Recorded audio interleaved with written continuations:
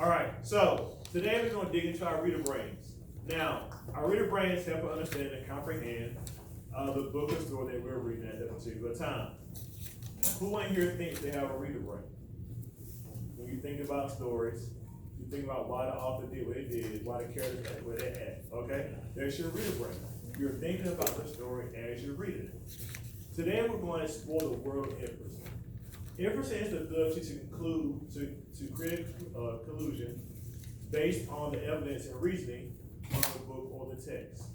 Does anyone ever try to determine how a book or a story is going to end after reading only a portion of that text? You got to figure out, okay, I know what's going to happen now. So, I do the same thing. I do it a lot. Sometimes I'm right, sometimes I'm wrong. But I do it every time I read a book. Every time I read a movie, I always try to see how it's going to end. All right, so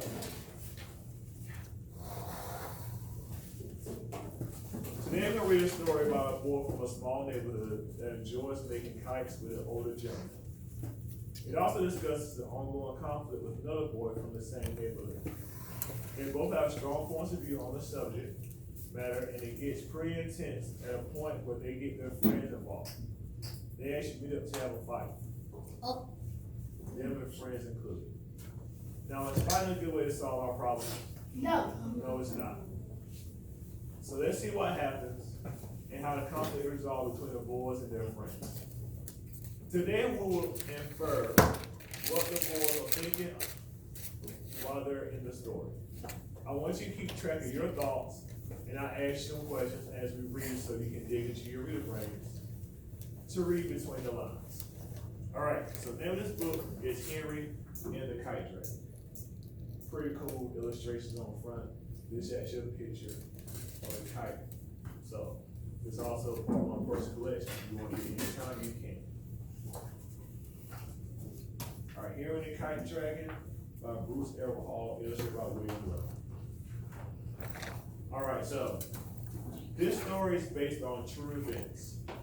When my father was a little boy in Chinatown in the 1920s, there was an old man named Mr. Chen who lived in this building. He made wonderful kites and let a few lucky kids help fly. Henry Adventures is inspired by him.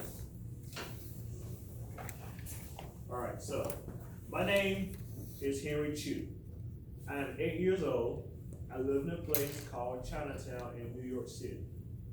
Chinatown is very small, pretty much 3 tiny streets, all narrow and crooked, like a village in China would be.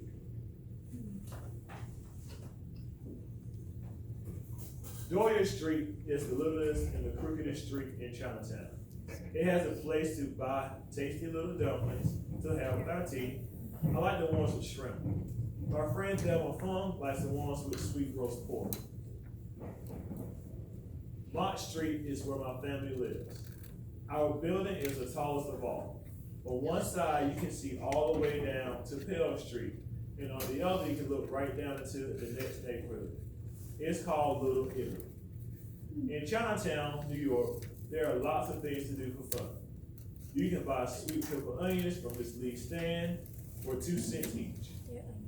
You can watch Mr. Ng sort mail at the little post office in New York. It's only 8 feet wide. All right?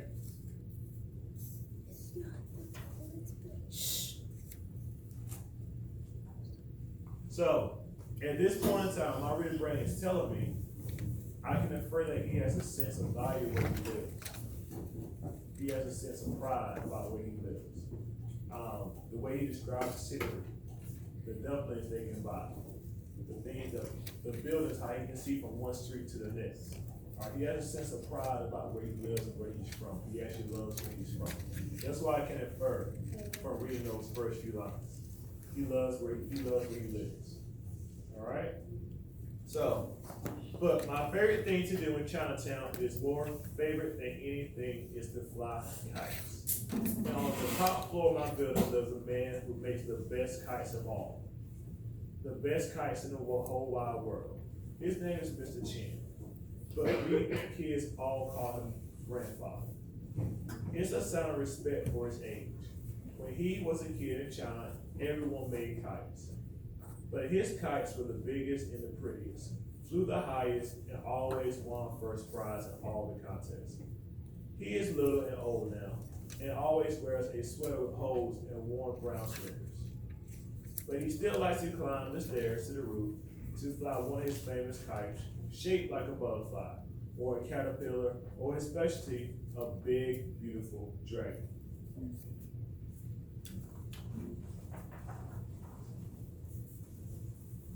All right, my friend Thelma Fung and I get to help Grandfather Chin make them. One time we made a butterfly from a broken package crate. The body was made from cardboard. We used a big pot of rice paste that Grandfather Chin boiled on the stove to stick on the sheets of newspaper to make the wings. Grandfather Chin painted on bright orange stripes and deep purple spots and glued on glittery gold foil and blue polka dots. Thelma Fung and I thought it was the best, most wonderful butterfly we've ever seen. Now, reading this part, I can infer or I can create the conclusion that Henry enjoys the process of making kites with the grandfather and his friends, because how he describes the process and the exclamation points that are in his statements. So when we're excited about something, our voices change, we get hyper as we talk, we really can't sit still, we're constantly around. I can imagine what he's doing when he's explaining the process of making the kites to other people. All right?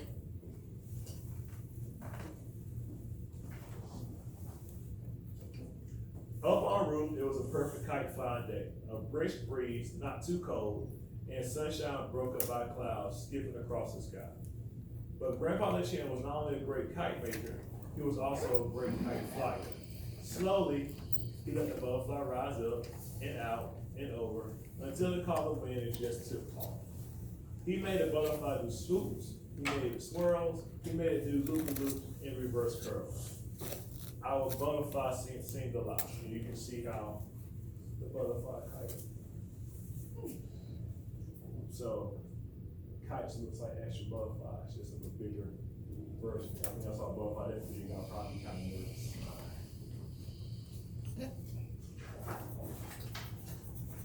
All right. A pigeon flew by. This is actually a real pigeon, not a kite, but actually a real pigeon. A pigeon flew by, in the flash, Grandfather Chin made a kite chase the little bird, as if our big, beautiful butterfly was going to eat him up. The pigeon flew away as fast as his wings could carry him. Our new friend the butterfly sailed over the building behind us and passed over the part of Little Italy. Remember, Little Italy was another part there that they can see from top of the roof. All right, Little Italy, a block away. But then something happened. A kid named Tony Gonzalez saw our kite. Whiz. Flew a rock past our beautiful butterfly. Whoosh, zing. Two more went by, and one of them just nicking the wing. Then smash, crack, rip. A whole hell of rocks and pebbles tore through the butterfly's wings. Trembling as if in pain, the wonderful butterfly sank slowly to the ground. Right into the pond. Tony and his friends tore the kite to bits. They ripped it and stomped on it and shook their fists. Tony always made trouble for us Chinese kids, and that's why we never went into the park when he and his friends were there. So, reading this about Tony, I can come to the conclusion that Henry and Tony are not friends. All right. I come to the conclusion because Henry makes a statement. Tony always made trouble for us Chinese kids. So Henry is Chinese, Tony is Italian. And that's why we never went to the park when he and his friends were there. So they keep their space from Tony and his friends. Because all of them not friends. I can sense that from the way he just described it. Now, did he say they weren't friends? No. Never say they weren't friends, but I can infer that based off the text that we just read. All right? So,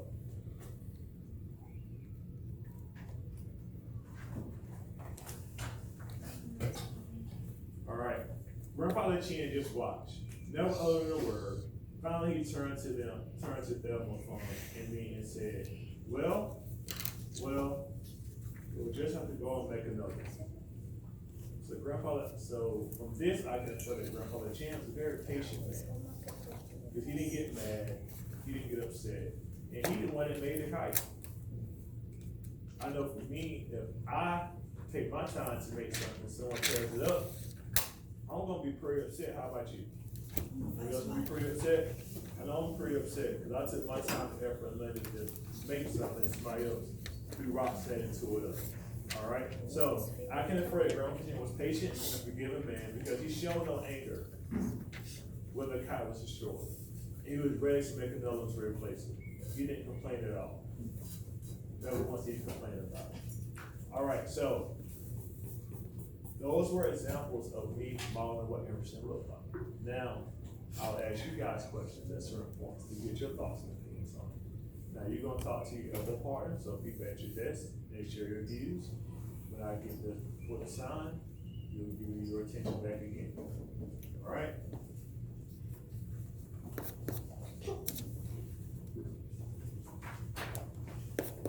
So the next day, we three made a caterpillar kite. It was long and sleek, painted bright yellow and red spots, and had a face that made it look like it was surprised to be flying in the clouds at the end of the stream. The sky was overcast, and there was a smell of rain in the air. Grandfather Chin made the caterpillar chase its own tail. He made it wave like the ocean. He made it swiggle and spiral. This time, two pigeons appeared. They were the same pigeons again. And Grandfather Chin sent the giant caterpillar racing after them. They were terrified and shot away from the kite. But then it happened again. Swoosh went a rock. Zing went another rock. Then Tony Gaglione tied a long string to a stone and threw it right over the caterpillar string, like a lasso. Now Tony and his friends reeled in our beautiful caterpillar, and once again our kite was stomped to pieces. Let's go beat them up, I shouted. Let's get all our friends and go down there and fight them. But Grandfather Chin just shook his head. I have a better idea. But yes, get all your friends. Oh, good, I thought. Tony and his friends will leave us alone. So, let me ask you a question. What was Henry's move after Tony and his friends destroyed another kite? Samaya. He was angry. Angry, okay? Jemiah. Mad. Mad. Madison, what you got? He was upset. Upset. Okay. So, now, I want you to turn to your group at your table for about 90 seconds and explain why you feel the way Tony was mad and angry. Why do you think that?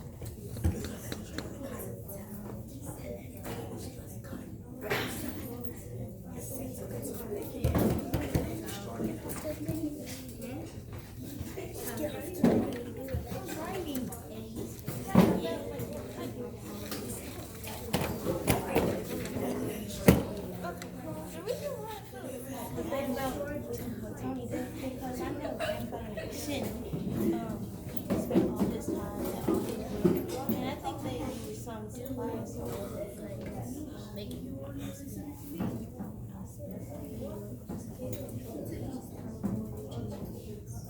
Oh, I already know. Anyways, yeah. It was like vibrating before, but it wasn't. Did this picture go? What picture still? What time is it? No.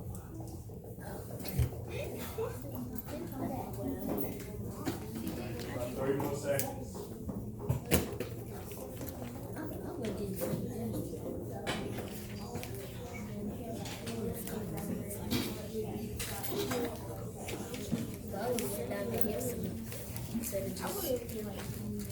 If I were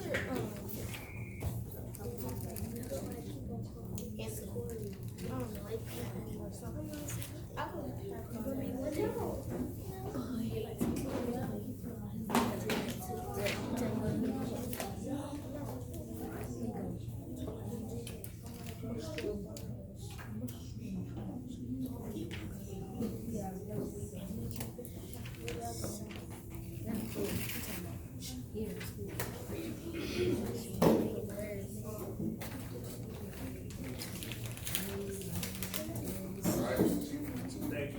have your attention back.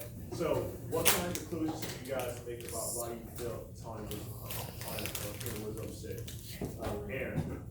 About his title. Are you upset about the kite? Okay. Taylor, why do you think Aaron was so upset?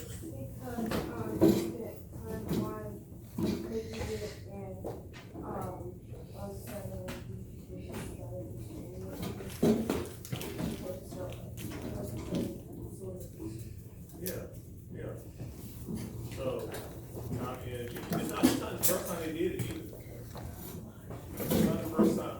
See, the second time I think, the first time I think, okay, it is funny. But the second time, I'm thinking, okay, now it's intentional. Now you purposely destroying something that's great.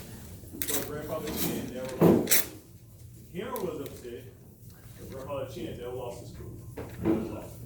Alright, so let's continue. Soon, all our Chinatown buddies were climbing the stairs to Grandfather Chin's home. Everything, Francis and Walter Home, Constance Lane, and others. But when we all got there, we couldn't believe our eyes. Pots of paste boiled on the stove. Old wooden crates were everywhere, and so were stacks of colorful rice paper. Come on, Grandmother Chin said. We have a kite to make. Make a kite? Now? But what could we do? After all, it was Grandfather Chin. So we rolled up our sleeves.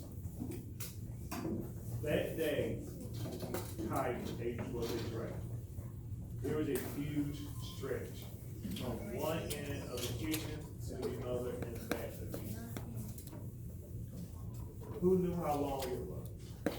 It was covered in dazzling red rice paper and had 2 6-foot-long streamers for the tip. They were made of gold rice paper.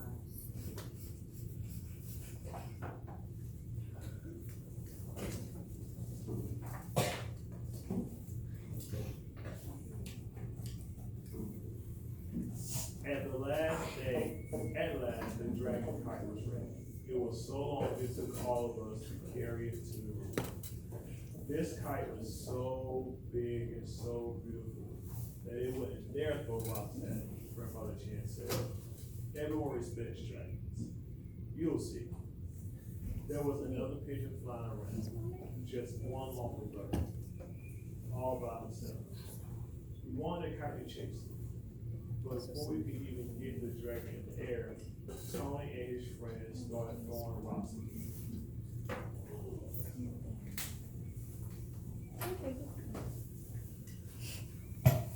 That's when I got really mad. Come on, I shouted, and led my friends down 8 flights of stairs and onto the street.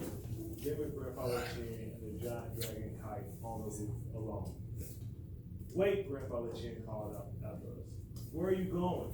But we kids just kept walking right down Block Street, making a right turn at the Catholic Church, and marching one short block onto the park where Tony and his friends were waiting. The Chinese kids never went to the park when Tony and Google was there, but we did that. So, how can you tell that Harry and his friends were just fed up with Tony and his friends? Alright? It's here.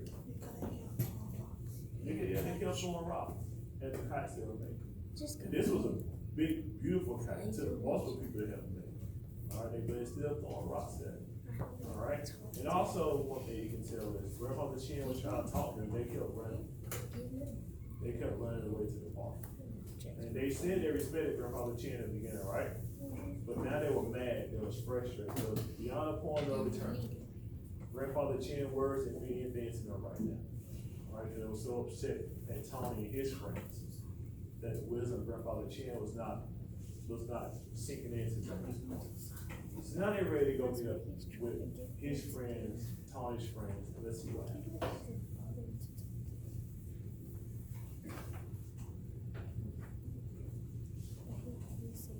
At first, Tony and his friends just stood there with their mouths open. They were silent for a minute. Then Tony spoke. Ching Chong Chang. Tony picked on you. Stop it, I yelled. Tony, Google eyes. He was stunned. Get out of our park. He finally spurred. No, you get out. No, you. You. We were here first. We were all lined up, breathing hard, ready to start swimming. All of a sudden, the sky went dark. A big splash of color seemed to stretch across the entire sky. It was so big, it blotted out the sun like a giant cloud. Grandfather Chin had launched the dragon by himself. For a moment, everyone in the park was quiet as a gigantic creature hung in the air above our village.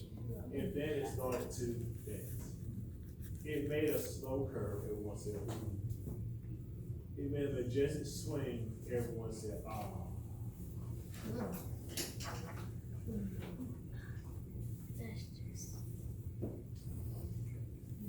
And then that pigeon flew by.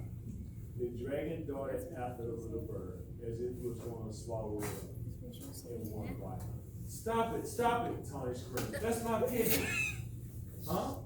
We all said, your pigeon? What are you talking about? That's when I began to understand. In Little Italy, they kept pet pigeons, homing pigeons, in cages on all their roofs. He told me that homing pigeons are specially trained to always come home.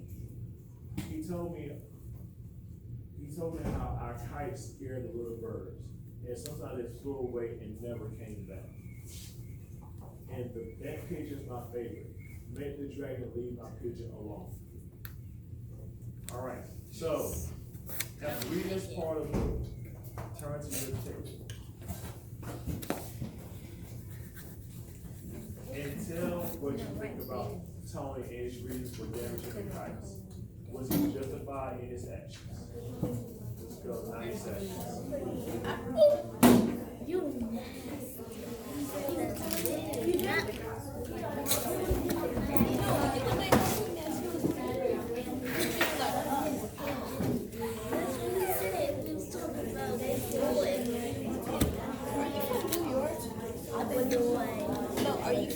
Yes, can't you hear my accent? You talk.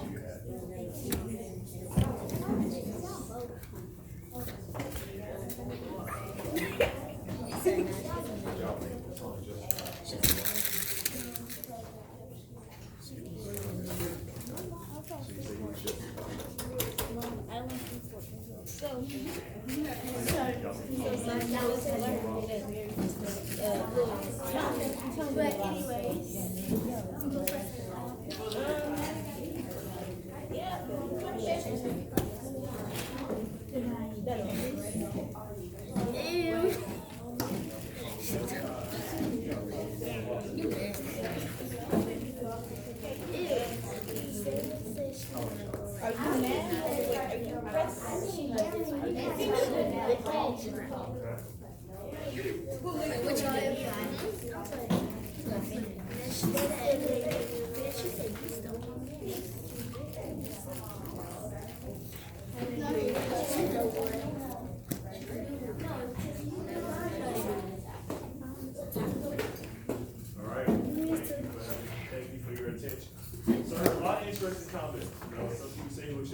Because the kites was scaring pigeons away. Some people said he should have went talk to Henry, Mr. Chin, about not flying the kites and not chasing his birds with the kites. So that very good dialogue between the tables. All right, so let's continue. Then the great big Tony Lugadon actually started to cry. I didn't know what to say. Fellow Fun didn't know what to say. Everything, Francis Ian, and Constance didn't know how, didn't know what to say. We all just stood there, too surprised to move on. And then I got an idea. Grandfather Chin, stop, I shouted up to the rooftop. Francis Ian walked home and Constance Lane joined in. That's when Tony and his friends started shouting, Grandfather, what's his name? Grandfather Chin, stop.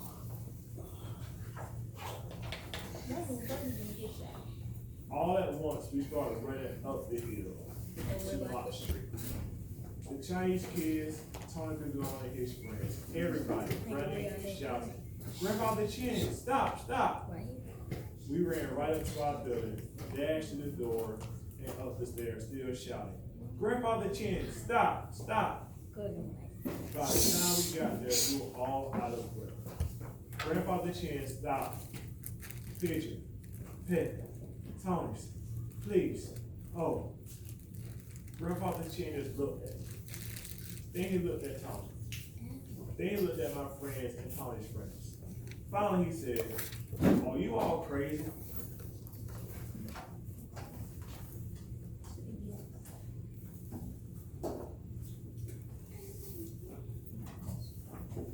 She was not there.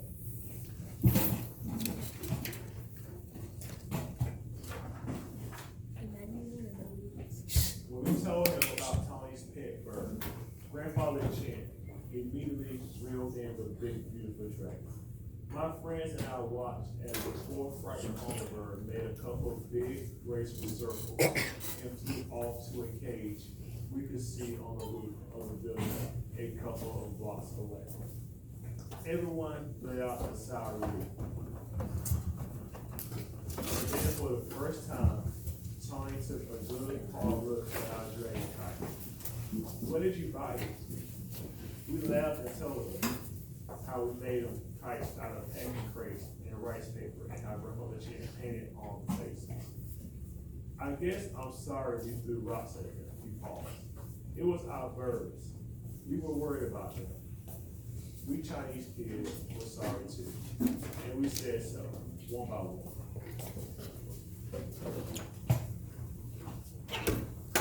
Then we had another idea. From that day on, the Chinese kids threw kites in the morning. The Italian kids let their birds fly in the afternoon. The really great thing about this is now we can admire their birds and they can admire our kites. And everybody can go to the park whenever they want. All right, so judging by how this book, how this story ended. Sorry, one last page. The next kite Grandfather Chin made was a brand new set. It was big, it was silver, and it was all shiny and shimmering. And the kite he made was a giant pigeon. And now when the kids in the park see it, they all say, "Ooh." All right, so judging how this book ends, how the story ends, can we come to a conclusion, or can we infer that Tony and the Italian kids and Henry and the Chinese kids kind of became friends by the time the story was over? Yes, no, maybe? Okay, so, yes, why would you say the Chinese kids and the Italian kids became friends?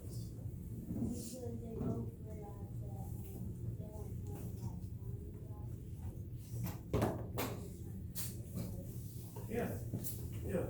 Henry would just fly kites. That's what he loved to do. He loved to fly kites. Grandfather Chin loved to make kites. That's what they did. That was part of their culture. Tony and his friends, they had birds. They had pet birds. And the kites scared their birds away. So they weren't trying to be malicious. They were trying to protect their birds. And so when the end, they came to a what? They came to a compromise. We'll fly kites in the morning. You can fly your birds at night. The big thing I got from this is, it said that now they all can go to the park whenever they wanted to. Because in the beginning, they didn't go in the park at the same time. That Tony and his friends are there. They kept themselves separate from them all the time because they didn't like each other. At the end, they had a better understanding of what each of them wanted to do for their cultures and of what each of them liked. So they compromised. The conflict was resolved through a compromise. Through a conversation, the conflict was resolved. All right? So, now by using inferencing strategy, we can use our reader brains to gain the greater understanding and comprehension of the text or book we are reading. It allows us to go beyond the words on the page to really get the message the author is trying to tell us. So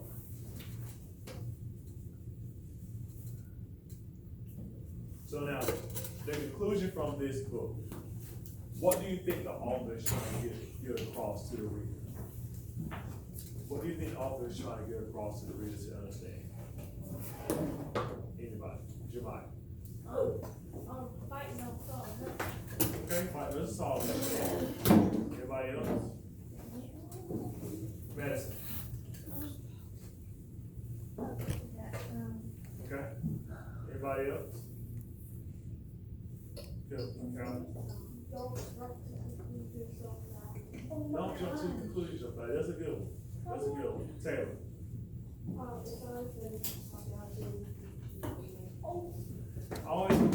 Always better to talk things out than just doing that. That's a great one, Taylor.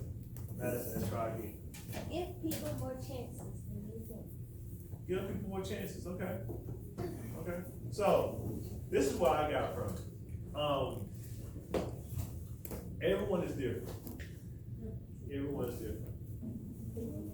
You're going to come across people in your pattern, in your life, in your journey, that not have the same views and ideas as you have. Doesn't mean we have to write them off. Doesn't mean we disrespect. Doesn't mean we have to try to tear down what they're doing. All right. Now there was a conflict between the Italian boys and the Chinese boys for the kids. Mr. Chen was also Chinese, but did he get involved in the argument? Did he run down the steps with the boys that want to fight the kids in the park? No, he didn't. What he did was he actually brought the two cultures together. How do you bring two cultures together? By introducing each other to each other. Not that, no. You made a kite. He made a pigeon kite. He made a pigeon kite. So you combine the kite making with the Chinese culture and the pigeon of the Italian culture and put it into one. All right? So he kind of brought the cultures together where they can now be amazement at a kite. Because who's flown a kite before? Kites are beautiful. Kites are colorful. Kites can flow in the sky, the wind takes it all over the spring. It's a beautiful thing to do. All right? So